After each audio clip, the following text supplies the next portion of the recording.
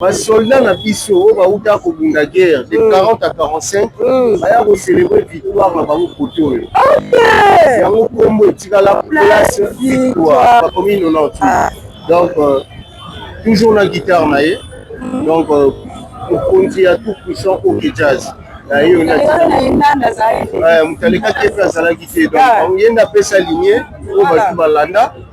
Nous sommes un peu à Rosika. Oyo babanda kobenga PKTF yango wana eya kokoma Acropolis mpona bakoma vis-à-vis international vis-à-vis one place oyo papa Wemba banda kobeta artiste ebele mpe banda kobeta papa Wemba encore même na vidéo moko asuka asalaka na documentaire na ye mo asalaka abanda ko expliquer place vis-à-vis oyo montana quand même sommet de sommet répéter ah oui ya biso yango oyo eza biso na biso suka ya makambo eleke bandeli mesiko oyo nde tango na biso lelo eza lelo don't have to wait till tomorrow poto kende liboso tia kondima likolo na nyonso. Bonjour, bonsoir la balagnos et Abisso Podcast. C'est moi votre MSF, elle m'a de la presse, mon fils m'a quitté belé. Autrement, il a pris pour le poste de ça côté à la Maradona, toujours dans l'idée.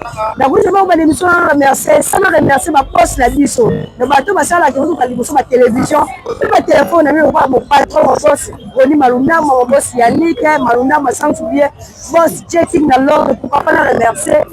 Notre mère boss, maman Laura Chou, maman Laura Matina, mon ya boss like sans oublier, moi si moi sur la parce que la business à ma casse, maman m'a tout mis à mort, moi la potateur, sans oublier ma ça va rappeler sur l'émission Koti, commenter, partager, liker, mon vieux, à fond Diabakawa, mon pali à maman Brigitte depuis Grenoble, la mot est belé. Donc, on va s'abonner à la chaîne, s'il vous plaît. Nous sommes à plateforme et tout.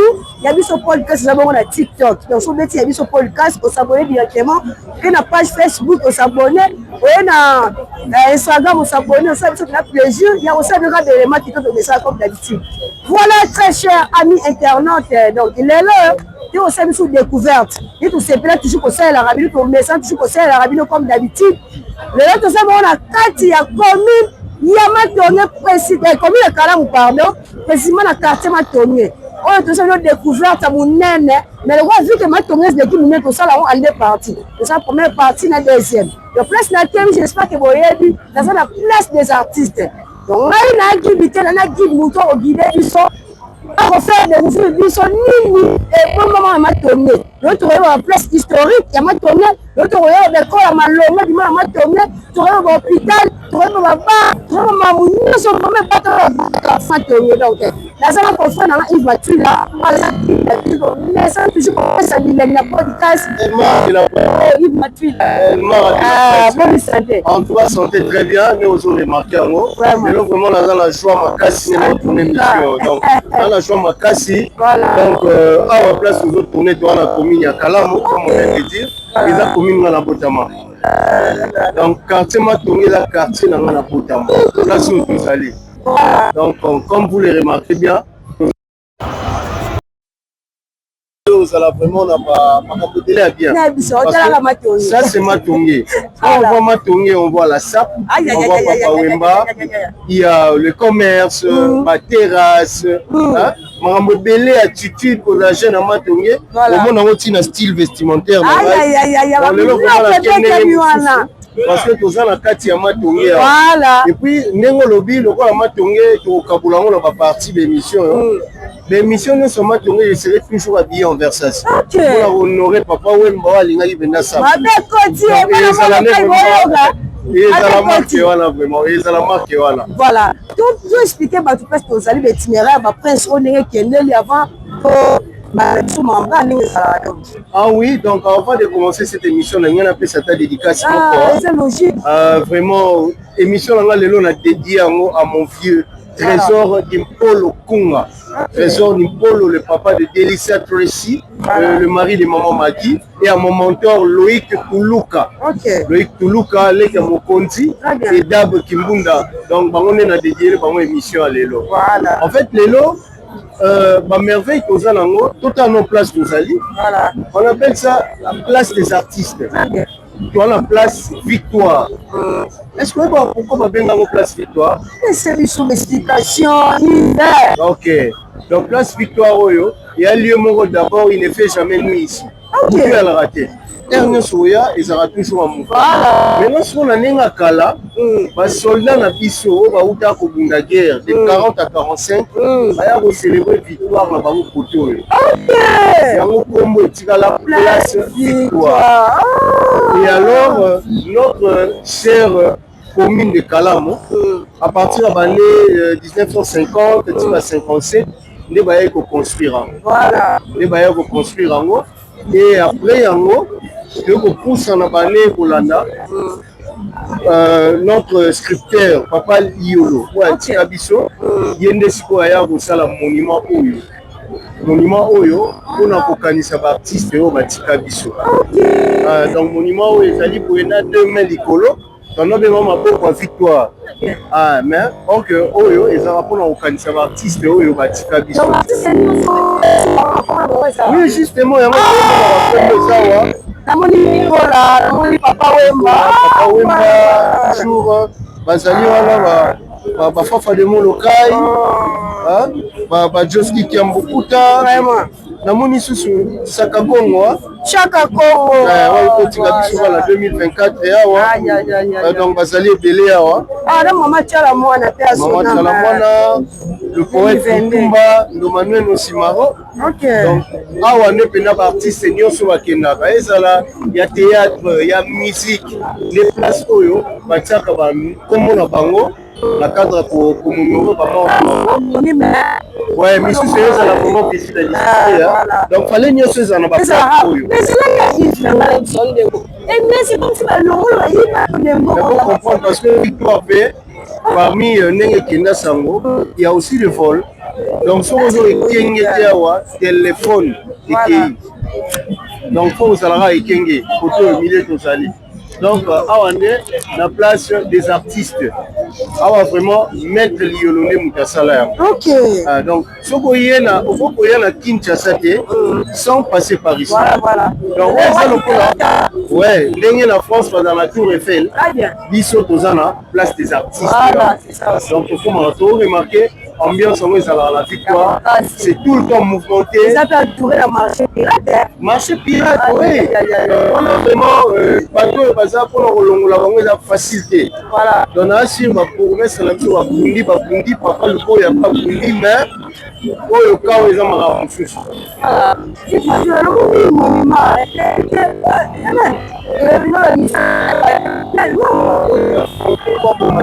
Ok. Voilà, il y a un monument c'est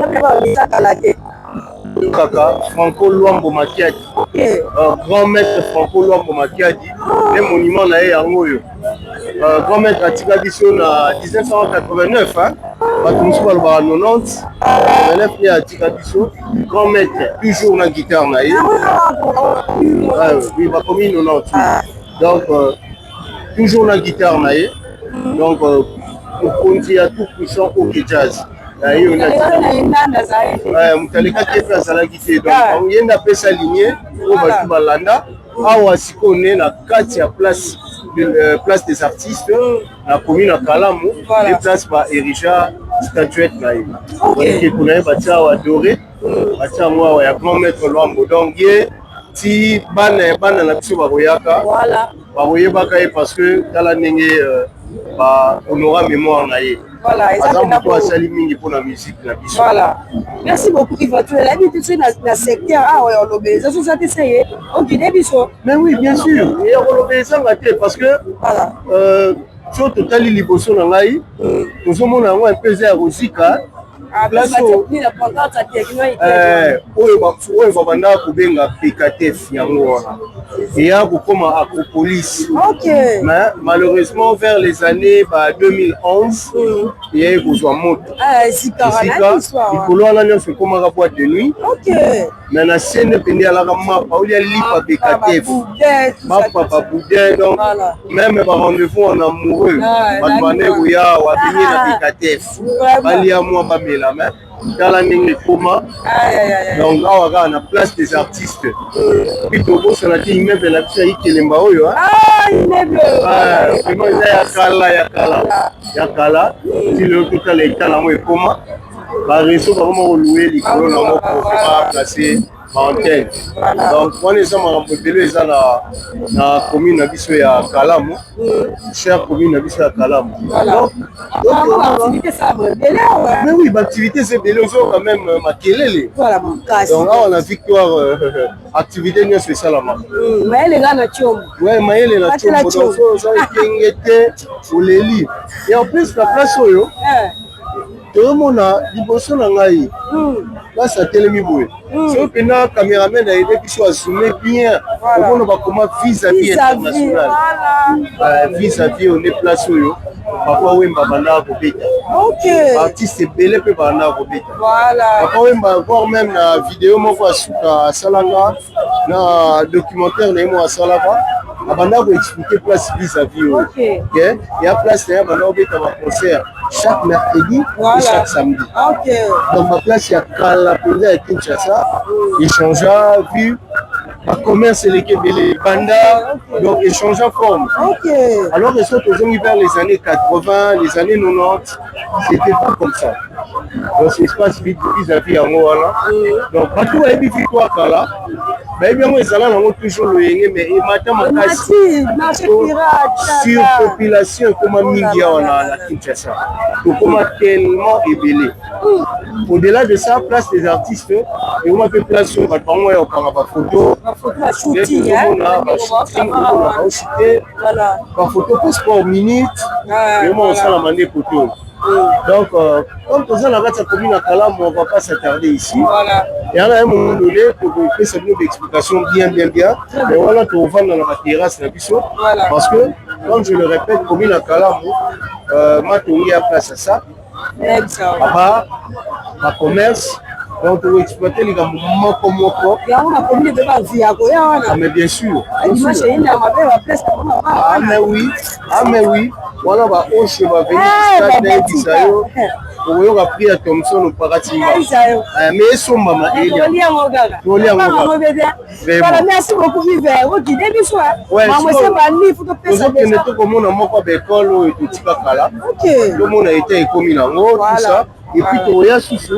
on va continuer sur l'avenue Bonga, sur l'avenue Bachoko.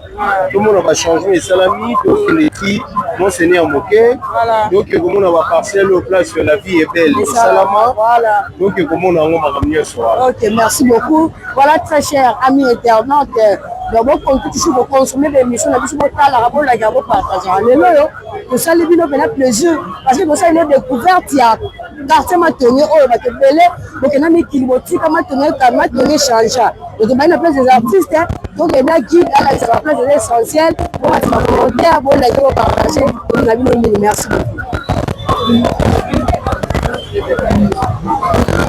Uti musika essentiel to komi minga kolobezate ya kolobezate minga kolobezate ya biso yango oyo eza biso na biso suka ya makambo eleke bandeli mesiko yo ndetango na biso lelo eza lelo don't have to wait till tomorrow poto kende liboso tia kondima likolo ah oui, est-ce que tu as c'est à Acropolis, dans l'année comment va commerce comme fait.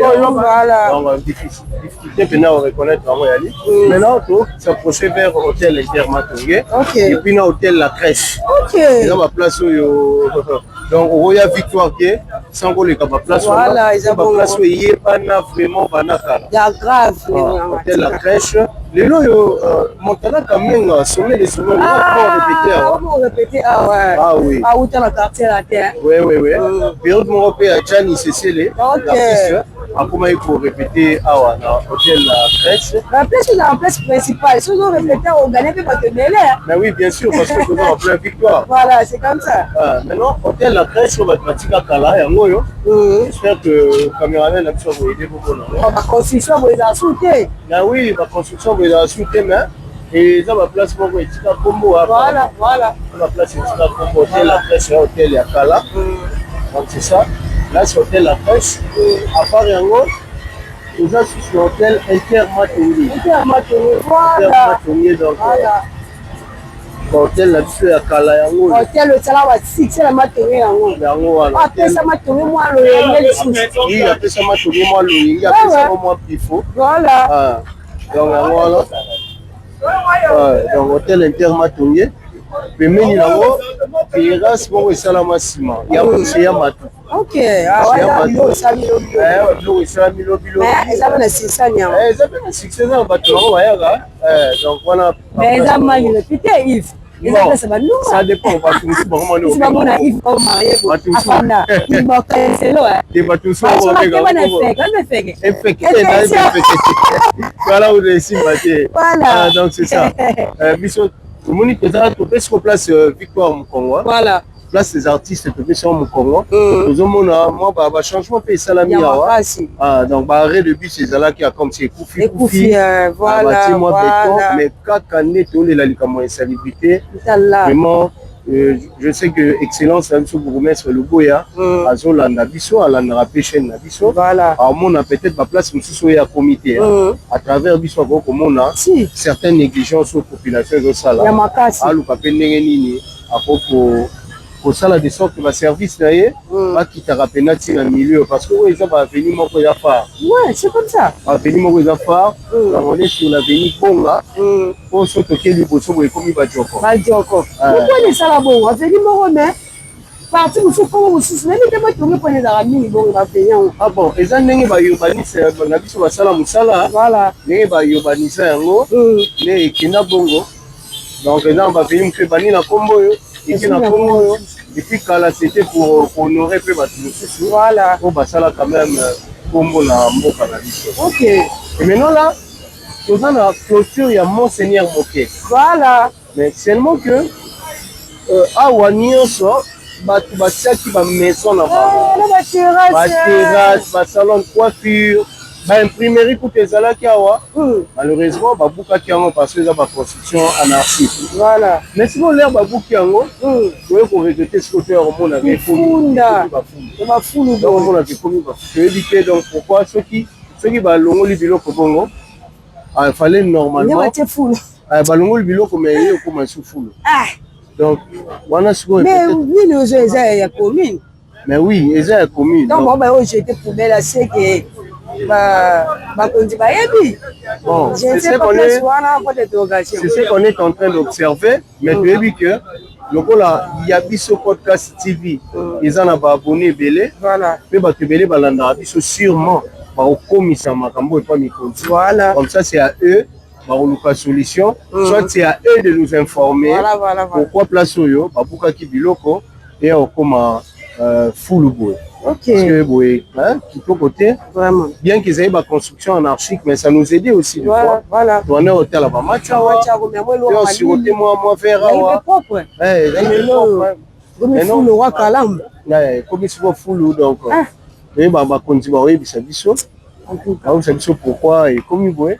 Puis alors que côté toza na bandeko na biso ya ba di progrès ba la rappeler côté donc ba ozape mieux placé pour na koyebisa biso pourquoi et comme il faut ça là-bas. Et en plus hôpital CBM. CBM pour comme il a CBM. Ils ont parmi bah hôpital na biso et kutungama. Mais ils ont ma casse dans ma recherche. Oui, ils ont ma casse dans ma recherche. Voilà. On te mêler peut bailler pour se faire soigner. Donc au bâtiment où en tout cas, je pense pas que c'est avant les années 2005. Je pense pas. Il y a autant après. Il y a pas mal de gens qui viennent ici. Au Bayoka CBM, on est en train d'avancer. Toujours l'avenir. Et maintenant, CBM Yango et Kangamina CNSS. CNSS. Bon, Babylon, on a vu son mingi à bien, hôpitaux. Au moins, côté à CBM, tu remarques, moi, rigueur et ali. Mais pas côté net, c'est CNSS, boye, au boni, dans le Kangamina, commerce, des fois, on a vraiment essayé vraiment qu'on s'approcher. Voilà. Vraiment, qui m'est allé, Vraiment. Donc, tu as mis la clôture, il y a CNSS. Maman Tongé, ils ont placé il y a Makasi. Donc, base de Mangangoyo. On peut attendre là, on fait passer la voiture. Voilà. Nous allons entrer à CNSS. Toujours dans Matongi. CNSS, ils ont juste un dos. Il y a Monseigneur Moké. Voilà. On va profiter de Komonango. INSS, Institut National de Sécurité Sociale. Et comment CNSS? Donc CNSS, je ne sais pas comment est-ce qu'on dit. Mais bon, et il change. C'était oui. Accès à sous facile. Accès à l'issue facile. Donc voilà, on s'est dirigé vers l'école à Matongi. L'école à Matongi. Après, pour continuer sous la merveille sur Avenue Badjoko. Ok. Donc on a vraiment un milieu à commerce. Commerce, mais très calme. Tout milieu à commerce. Donc commerce, bon service. Ça se passe bien, hein? Ok. Donc comment vraiment beaucoup plus milieu à commerce. Oui, ça va bien. Voilà, très cher ami internaute, vous comprenez comment logique. Donc ma place ma mère pose sur la chou ma fanda, famille mon la mombe fanda koto yo, comment on a bomona. Donc à la bifurcation yo, ils en a battu bauti victoire. La direction yo boyoke ba joko ba ki ngotima ya kalamu voilà bo place des artistes donc awa penez a fréquenté na niveau moko za na idée. OK, ils ont vraiment fréquenté milieu ba sanzete wa ba fana ba mela pele kezo koma wana pe to mela mo pele na biso donc wow vraiment Matongi voilà ce qu'on va to mon école mo wakala na bité do ko na obné to ki na mo ko mo na direction ndenge ba patient ko comment oui bon et tu as les gars ceux qui va continuer tiawa les ko faciliter ce ko ba accès hein il faut na koya à la direction bon ya uta limiter voilà maman za bomo pe asona mais il osumele ballon avec la tombola la yanze na katikati na koya na poto na ballon na bisayo oh là là ça ka mauvais souvenir ils ont tika et oui béton c'est un plaisir hein mais quand on attend mon ko balé tu ba comme on enregistre ça mais oui tout là il faut vraiment il faut hein on a ceux qui combo lango penser ça la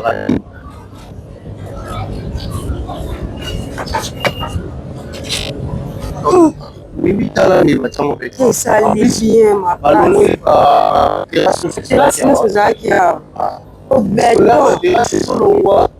il faut quand même malandela likambo propriété voilà il a bien bon mais il faut que tu n'as parce que papa dit koto ce qui est ça tu n'as pas papa la mission pour bazo beta scrabble kuna c'est ça Matongi bato balingaka na bango kozala lese baza libanda na makambo osala donc bato moko très épanoui dingila en tout cas na botami na Matongi mais la tikala oyeba yango te vraiment merci beaucoup voilà ok donc kombo nango ezalaka dingila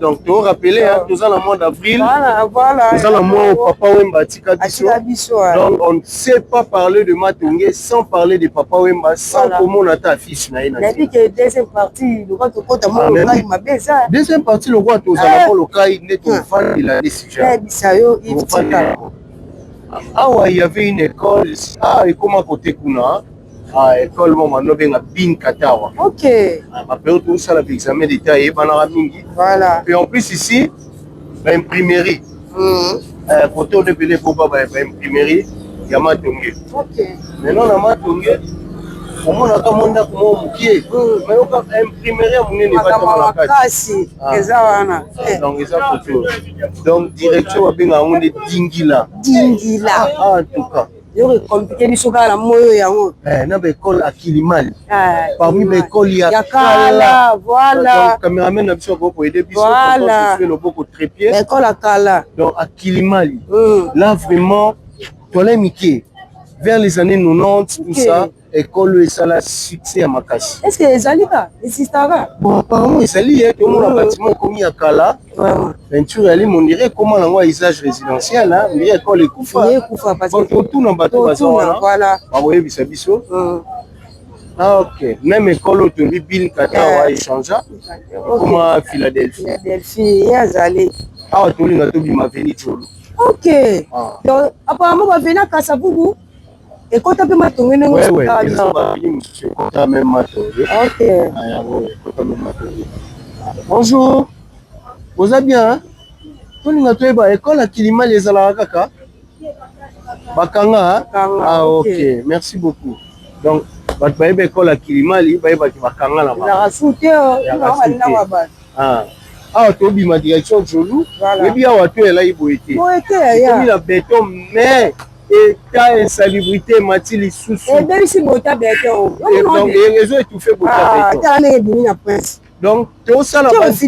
Banzela, si tu es ça là-bas, mais population, on ira se comprendre le cas. Mais oui. Tu as là vraiment. Tu as là ma plastique. Comme ils sont qui m'ont vraiment. Ah ouais, tout ça, ce qu'on a venu Jolou. Bien que tout ça dans la matinée, mais tu ma vers Kassavou. Maintenant, c'est quoi? Parti où tu allé, donc comme en école, mais les bandes dans l'Ouawa, ils allaient dans un parc, moi, comme ça, vers les années 90, 91, 92, juste avant qu'ils soient à côté. Parc, moi, ils allaient juste pour le souci à Fiki. Mais si et ça la makanango mais tu comprenais pourquoi babouma place où le caméraman a ça reste un peu et ça la parc moi quoi on vient ici pour jouer pour mettre ma balançoire faisons attention toujours tourner en direct pour comprendre donc, voilà des familles tout cas ouais c'est ici donc awa papi montre la sur balandi émission dans ma commentaire baroyebisa biso ezalaka awa po balongolo susi afiki oya bomati babalansoir glissade eyalaka awa mais babiloko wana to elongwa mais tala eta ekomi na yango ekufa oyo ekole ya Kalamu ekole ya Kalamu awa famille Montule eyebi awa très bien là c'est notre sœur Fanny Montule atangaka pe à son âme donc awa ils ont école moko réputé pendant caisse, hôtellerie, donc LTPM yango yo, bao bakangala baza batse la biso na makonde, on chez moi ça la descente ici na kati école. Donc ça sous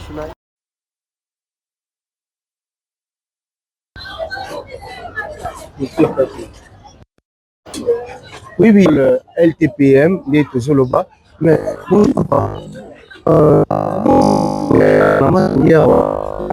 mais est-ce que cette école vous rappelle quelque chose? Vous avez peut-être année Batonga ou bien beaucoup de comment? Oui, bon, parce que ça, on a fait les comme ça. Ok. En passant, on a dit que on a eu même le club dans les quartiers. On a eu tout ça, on a juste ce quoi, tout ça, on a nous bateau à côté, c'est tout, il y a c'est quoi juste. Parce que ils ont fait un quartier de saut, pour notamment ça, donc on va la mettre, il va la rankin. Voilà. C'est comme ça on appelle donc l'école ils ont mis comme tel ni réalité. Il a mis comme quelqu'un qui donc il dit terrain sur la balle. Bâtiment c'est ma peine. Bâtiment mon professionnel où il dit ça à l'époque au test de l'air, comme ce beau sauter de l'air à l'époque, il y a un Zaïre bâtiment. Donc c'est quoi on a école on a bâtiment c'est tout y est bien moi les restes ici. On est ici là. Ah ouais, les bandes là, il y a que bandes c'est tout, il y a flamboyant. Ah ouais, ok.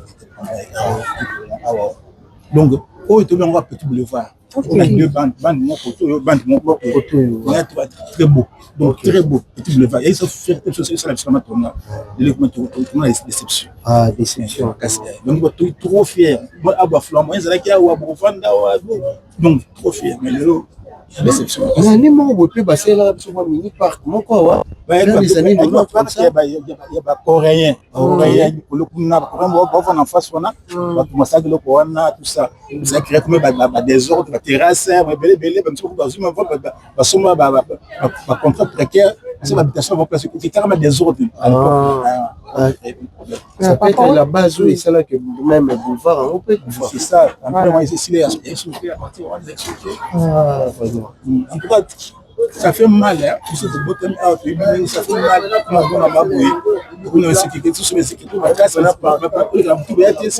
ça fait mal. Nous sommes nés vraiment ici. Donc, faire les absolument.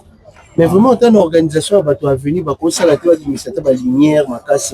Bon, la lumière, on a projet Zali. Je te bannis pour passer à mon âme dans tout ça, malais. Tout ça, malais, tout ça, on a. J'ai déjà dans le calcul. Tout ça, malais. Mais comme ils étaient en train de faire, il n'était pas aidé, ce problème, il y a la canalisation, il va boucher, hein, il va boucher. Problème, il y a la canalisation, il y a la canalisation, donc maman, ils ont côté ma femme, donc on commence à me poser.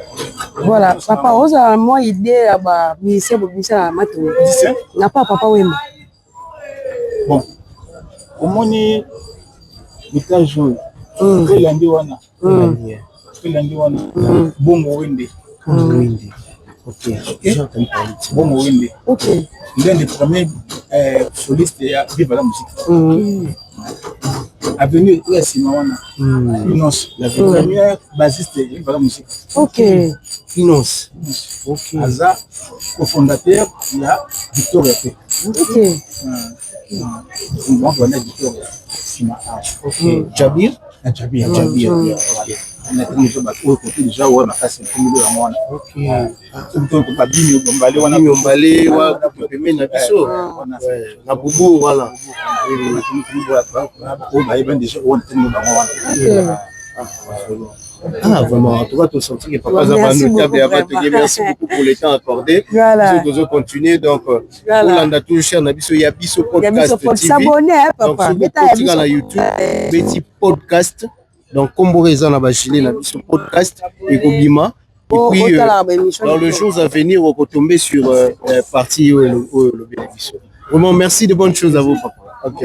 Vraiment. Ah, donc, dès que tu as une histoire. Voilà. Ah, dès que tu as une histoire. Nous allons à l'école LTPM, les Awa. Oui, histoire est c'est oui, donc, tout ça, na Batupena ou Babima, na Matongia. Voilà. Pour la première bassiste, le premier soliste, donc, ça va. Neto qui est sous devant l'école Moussoussou. Voilà.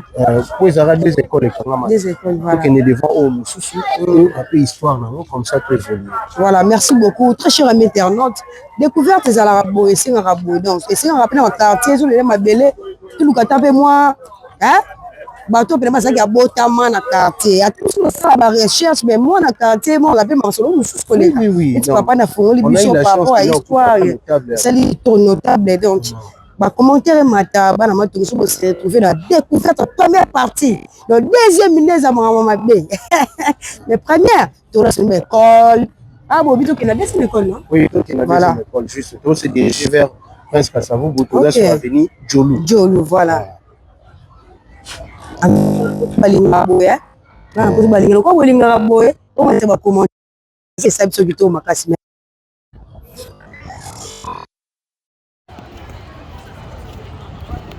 Yves, à tout combien? Ouais, tout ça toujours sur l'avenue Jolou. Tu peux si Prince Kassavou au Congo. Tu es sur place et que Koutanana avenue Badjoko. Ok. Ah, donc avenue Jolou, tu as mon anenge komi. Tu as la Katia commune ya Kalam. Ok. Commune ya Kalamo eza commune Bandi makamona 1957. Ya solo. Yango banda 1950. Avant indépendance. Ok. Et connaître un peu ba bourgmestre belé hein. Ah, pour mettre donc à travers l'émission la biso ba woyé ba bourgmestre nyonso baleka. Et ça la bien. Commune ya Kalamo. Par exemple, il y a Liboso à Bana de 1957, Tina 60. Ok. Il s'appelait Arthur Pindi. Voilà. Après, en haut, de 1960, Tina 65. Okay. Il y a une période où il y a président Kassavou. Ok. Il y a comme on a dit Justin Bissassi. Ok. De 65 à 68, bah, Internet va comprendre que tu tourner en direct, voilà, tout ça. Donc, de 65 à 68, c'était Diasuka Diameso. Ok. Ah. Après, tu as de 69 à 77, il y a Oumela Kimingi. Maman Elonga Ibongo. Ok. De 77 à 82, Mandoulou Mopalu. Ok. De 82 à 88, il y a sali 6 ans. Bungana Mboa. Voilà. De 88 à 97, il n'y a pas Oumela Kimingi. Donc, on gagne aussi. Ok. Il y en a de 97 à 99. Voilà. De 99 à 2002, André Landou Kamavwako. Ok. De 2002 à 2005, il y avait Marcel Mwanga. Très bien. À l'après, on a dit 2005. Après, on a 2005. Nde Sikoyo, Papa Nabiso. 2005, il y a Sali, Ayo Kenetina 2023. Voilà. Donc lui, c'est Jean-Claude Kadima. Ok. Donc, c'est Jean-Claude Kadima. Donc, il est de 2005 à 2023. Donc, à Oumela Mingi, la Matongé, Papa Nabiso. Tu peux essayer vraiment de place à aller. Elle a vraiment monté Nabiso. Tu commences de janvier 2023. Ndesigo Reine Pesami et pas Papa Charlie Luboya Makopo. Donc, l'actuel bourgmestre de la commune, Kalam. Zamba Sunga Régnier, Père. Zamba Sunga Régnier, donc, maintenant, tout le monde a moussé les ébélés. Il y a Makasi. Donc, tu sais pas là qui bourgmestre, à soi qui chance, à soi qui opportunité à Royamba, président de la République. Vraiment. C'était le 25, bien que papa Mba Koufara le 24. Ok. Ayaki Awa, il faut déposer fleurs dans Bango, la mémoire à papa Wemba. Voilà. Le bourgmestre Ayamba qui est président de la République. Ayamba qui n'a porté parole au gouvernement. Nous saluons l'excellence Patrick Mouyaya. Voilà. Il y a grave. Comme ici, on a croisement Jolou. Jolou écoute Nina Bajoko. Bajoko. Jolou na Bajoko. Bonjour papa. Ça va, Djiba. Écoute une place Jolou écoute Nana Bajoko. Donc, et là, on a toujours regretté les caca. Les populations ont négligé la place à Bourg. La place où on ne peut pas bien. C'est ça. Alors, croisement, avenue Jolou, na avenue Bajoko. Ok. Ah, si vous voyez toujours qu'il est vers Maya Kalam. La frontière na Kauka. Ah. La terrasse, la biso to mesala ko vanda to zoka mu pepe to tika on a sima kuna ça m'a dit madame wana to zoka ba luka biso ga rapporter ba balé biso luka biso na te bon on peut sur téléphone pas s'abonner dans la chaîne donc voilà on est au banda quand même voilà donc là je salue bébé Sendaya donc il pas à moi quoi responsable de la terrasse voilà je vois Maya et Tina donc to mesala aux ana bango très bien. Donc, on est toujours dans Matongé, l'autre c'est la première partie. Voilà. Toujours mon avenue Ezalaka Makadam. Il y a grave. Il y a ces Ezalaka Makadam. Mais si vous avez surtout Mboula sur les bêtis, mais vous reconnaissez. Ok. École Les Petits Anges, école à Kala. Hein? Une Petit Ange. Ok. Donc, vous continuez toujours dans l'avenue Jolou. Sur Matongé. Ah, pas venu, yo. Ah, ils ont Bajoko, ils ont venu historique. Hein? Ok. Historique, pourquoi? Pourquoi? Donc, tournage à film La Vie est belle. Ok. Voilà. Ah, donc, je crois que tout ça va approcher plutôt dans la parcelle en haut. Place, oui. Place Papa Wemba. Place Papa Wemba, donc Azagi Kourou, la carte film s'appelle comme ça la film. Voilà. Place où il y a pour foutre les pas maman Dinari. Azagi place où il y a Azagi logé voilà. Place Kabibi Azagi logé. Voilà. Ni la film. Pas à parcelle pour eux. Il a parcelle pour eux. Changer. Il changer les bâtiments au fil ma maison tout ça. Mais tout n'aura natif à Bonjour. Papa, oui, excusez pour le dérangement. Même si on a vu sur parcelle, mon tourner La Vie est belle. Ok, voilà. Ils ont mis balai, hein.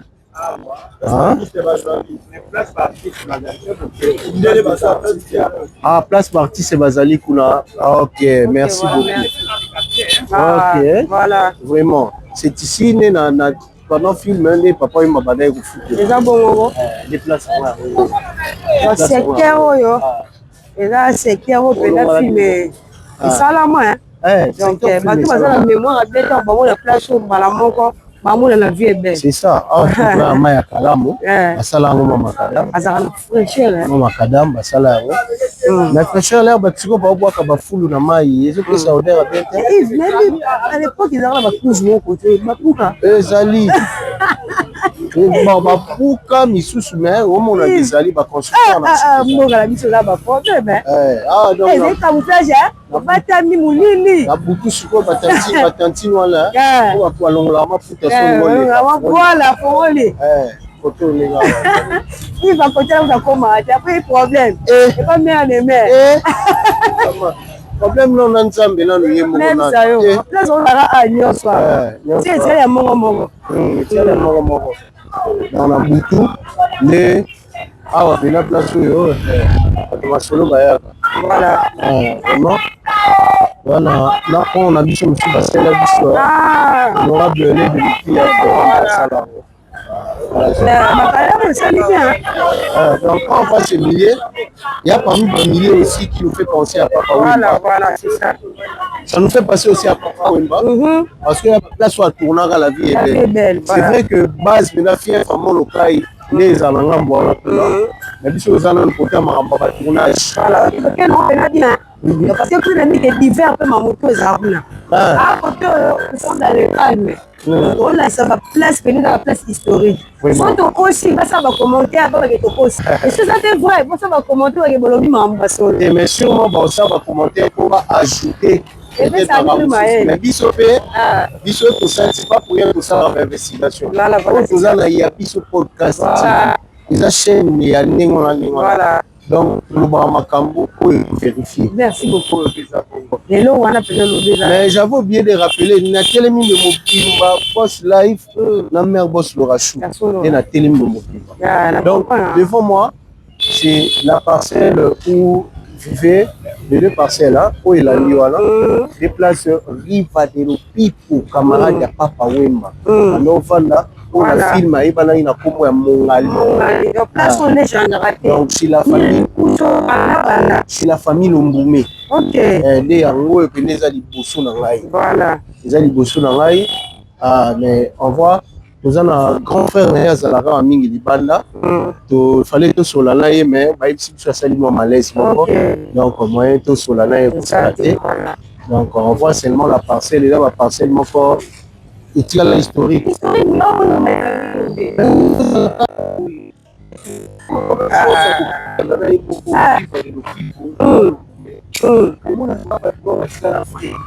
Donc, originalité, c'est quelqu'un en ligne qui Azala Nengi Azali. Donc, on a modifié les éléments. Voilà. Donc, c'est ici. Donc, on toujours le bas. Nous en avons. Awa, mais donc papa il va venir aussi ici. Il va venir ici à Soulanan naturellement, voilà. Calmement. Donc, awa pendant dans l'eau pour l'artiste, il va masalaï. Donc, c'est la référence à la vie est belle. À la place de ça. Nous avons dit, place où on a mon film, Papa Wemba. Échange raté. Et puis dans la vie est belle, na batu ba tourner yango, en tout cas ebele batika biso. HP. HP oui, nous en avons mutali boso, mutatika biso na c'était Moro Pemba. Pour jouer rôle est Moro. Moro voilà. Il y avait qui c'est Mvwandu. Voilà. Biso. Papa Mvwandu atika biso. Kabasele Yampania Pécalé. On va citer Maman Dingari. Maman Dingari, voilà. Kabiso. Baza vivant Kabibi. Maman Kabibi. Maman là Kenda. Voilà. Ok. Voilà. Akola qui péage. Akola qui est. Et ça y est la vie à Papa Wemba. La logique. Ah ok. Zaki papa a jailli dans moi. Ah Zaki mokolo. Ok, donc, lié Hollande vraiment, vous en êtes les Boussounaï, dans ma parcelle historique. Voilà. Maintenant là, même de l'autre côté, et comment place des artistes. Voilà. Là, si on peut ça, maman, belle la film, la vie est belle. Ça, maman, belle la film, la vie est belle. Donc, il y a un pas dessiné, hein? Et comment place des artistes. Ça n'a parce que. Comment place des artistes. On a bien longue. On a remarqué dans l'art, bah, tu as peiné longue, il moko, riva de l'opipo, morali, bah, tu as papa, wemba, les kourou, bah, tu as kabibi. Donc, voilà. Voilà les scolaires pour côté na partie wana et quantité période ya suka ya papa wemba. OK. Voilà comment les choses se sont passées. Voilà. Oh, la pratiquement place des artistes. Donc on a pour il faut mettre à siko au solo la film la vie est belle, il va partir va utiliser espace parce que ba tout sous boyer ba vraiment été. Bon, partir on rappelle wana de votre travail dans le monde parce que moi bilili wana monana. C'est ça en fait décor est changé vraiment Makassi. Décor est changé vraiment Makassi. Bon. Parti Oyo, Awa, ils allaient qui bazo un peu moins ma séquence hein. Je crois mon côté papa Wemba bayaka kobotolaye mbongo pas maman Ndinga. OK. Non Mongali a bien voilà. ABC que non, ça c'est pour officialiser les fiançailles de Kourou jamais. Ah ok. Ma fille ne va pas jamais épouser. Je vois. Donc vous lirez côté ma place en main.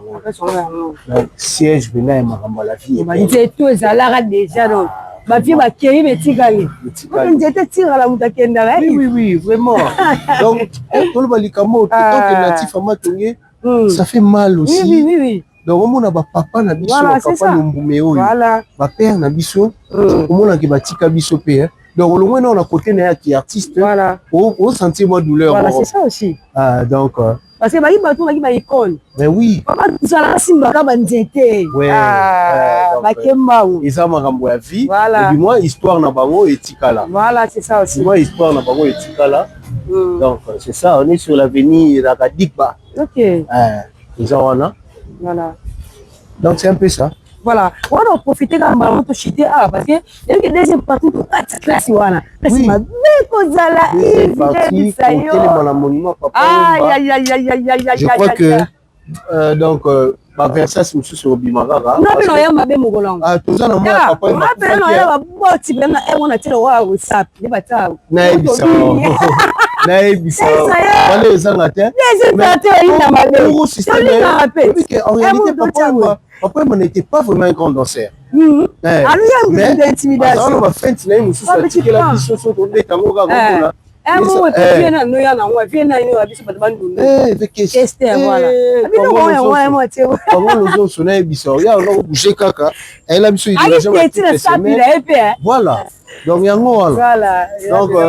c'est pas les trop venant retourner. Là, on compte à la profondeur et l'histoire et à Papa Wemba. On compte à la profondeur parce que de 1 ans le mois d'avril. Voilà. C'était le mois où il y a Koufa qui est plus de 2 toi na base na yi. Oui, de profiter de mais c'est ça Nicolas. Oui, bien sûr. Honorer mémoire. Voilà. Ça se fait chaque année. Si. Mais ouais, 10e année et qui Pinza, moi Makassi. Parce que Nabra Congo Nabra Lima. Oui, Bazanga. Oui. Mais le président de la République a eu un deuxième partie de la somme. On va s'abonner à chaîne. On s'abonner. Vous s'abonner vraiment. Vous s'abonner parce que vous avez raté belé. Vous raté la deuxième partie. On a tiré bien. Podcast il a découvert une particularité la mission par rapport à nous soucis en moi. Voilà, merci beaucoup Yves Matuela. Moi le Lobassou pour l'émission première partie le ba dédicace quand ça fait plaisir ma casse. Bon vraiment j'étais très content d'être devant vous encore une fois Mr Yves Matuela le full boss l'homme polyvalent et je suis très motivé dans ma commentaire na bino dans ma suggestion vos opésabiso c'est pourquoi on continue de faire de notre mieux malgré la chaleur d'aujourd'hui on a dû quand même tourner donc vous continuez à s'abonner et par là j'aimerais bien saluer tous les héros dans l'ombre nyonso il y a famille Montula Eric Montula là maintenant soiseau landabiso pour continuer à s'abonner. Les États-Unis, Junior Kabwana, je les salue. Et puis on a matonné, le col à tous en a matonné. En tout cas, je ne saurais finir cette émission sans pour autant saluer les anciens joueurs de la sélection Matongé. Oui, Kumbami na président Naf Bewa, mon ami. Ok. Nous allions à vice-président Christian Bolifoué. Je ne saurais pas vous citer, vous êtes tellement ébélé. Donc, membre de comité à Matongé. Tu as fait chance dans la deuxième émission. Tu as quelques joueurs et anciens joueurs à Matongé. Voilà. Pour vraiment expliquer Bisso, Makambo ya Matongé, la partie où on a autre que ça là. Et puis on aura aussi le temps de parler de notre équipe de loisirs. On a soit on a posé au bêta balle à loisirs, un match à loisirs. On a basenga biso to beti match après to vandi to partager ma connaissance. La troisième mi-temps tu pété zomi pele. Nga kota na tika nga pele. Et t'as les zobela, la cité. La dédicace. OK, ouais, ma dédicace nga ngwana donc les anciens joueurs de la sélection Matongé. Donc je pense à madame mon épouse, je pense à mon ami le baron. Le baron a équipe on les indélébiles du foot, on est ensemble. Donc le baron Franck Moulamba. On est ensemble Simei Lundolo Kassisho. En tout cas, mon ami Atika Rangate, comme j'avais cité mon vieux trésor du polo, Bawana Pena Batika Rangate, Agui Ontiete, nous en avons toujours ensemble. Big Bro, MD Simbala, Maman Nelina Mbala, moi aussi à MD Simbala, donc Kuna, coiffure à marié, Koulate à marié, donc esthétique Kuna, Ivanda, école de formation paysanne, Bangonia Sodong la Pessi, Bangon Beauté, je pense à Charles Maxon, Tiffen Louindula, Bango Toubazu Bambote na Bango. Maman Jeanne, Kaloupi, voilà. Mère Nabiso a tourné la mère Laura Chou Bilamba, la PCP Bambota trop, la Penaza à Moutema. Jusilia, je te souhaite bonne chance pour la échéance ou à l'Inga examen d'État. Donc on est ensemble. Ok. Voilà, très chers amis internautes, merci beaucoup pour la confiance et fidélité. Vous pouvez savoir surtout les gars toujours sur ma télévision, ma téléphone, donc on va s'abonner à la chaîne, s'abonner à la chaîne parce que la découverte des gens sont là. Et qui a ma belle, la découverte, ils sont qui a ma belle. Si on va abonner à la biso, on va jouer à la bilan comme ma classe. Donc on va partager mes missions, on liker. On remercie nos boss parce que la grâce à on est au télé sur ma télévision, ma téléphone, ma tablette, la bine le mon patron, mon boss Rodi Malunama, mon boss Yannick Malunama, sans oublier. Bon, c'est checking à Londres.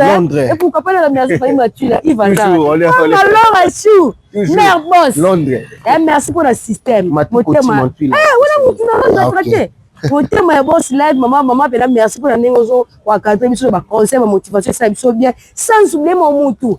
Matou Koti. Vous avez couleur mon quoi? Ah, oui, moutou nanga. Matou Koti, Mathieu la mère. Système itinéraire komagi et ça lui a besoin dans maloba moi c'est business OK il y a le mongo là-bas mi bal babi ya def sapi bambo ngaye matu koti bambo tebele matu nyonso vraiment ba sabona na chez ba commentaire lokola Gloria Gonde de la fille en couleur ma famille mial aussi ma grande sœur chérie Karen mial de Allemagne Tichi mial à Paris c'est pour ma petite sœur chérie sans oublier notre cadet Andy miel bambo te tout vraiment balinga elle marre de la presse. On va se rappeler que sur notre émission à Yves. Elle est là, on va couler mon biso. Est-ce que tu as podcast? Ah, gloire à Dieu. Emile Benz Mokuba Benza ou mon père.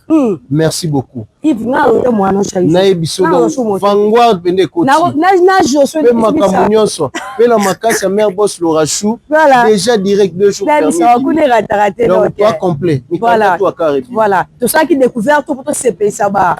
Bana molo kai nyoso za partout le monde o sili bongo te deuxième partie za to assurer bino to ya pena ma pe ça ba suggestion pour la ça la mo pena wala logique bo benga la biso ba numéro za bon de cash wana pour ba remarque ba encouragement ma tout vraiment et ça pour na bino pour benga matongi c'est matongi toujours matongi yango yo lelo to za bo mais lobby héroïne ma bé donc vous s'abonner à la chaîne, vous commenter, vous partager, vous allez sur la plateforme et tout vraiment. Tout ça pour nous faire ça le meilleur toujours. Toujours bakaka. Ceux qui n'ont pas zongité, ceux qui peuvent profiter. Tout coup, à la prochaine émission.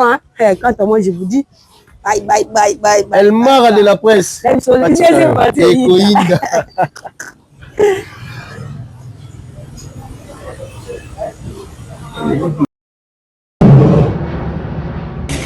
ya biso yango oyo eza biso na biso suka ya makambo eleki ebandeli me sikoyo nde ntango na biso lelo eza lelo don't have to wait till tomorrow po tokende liboso tia kondima likolo na nyonso po mosika towuti nini te tomoni na nyonso tosali mekondi mekoli forever grateful I'm counting my blessing ba when I begin kozeleki mingi likolo na se koleka ba ute bandeli si tobenga mabalongi always give thanks for the life I'm living the coming is like I'm watching a movie soki nakanisi bolamu na yo elekelaka ngai osali ya kokamo inga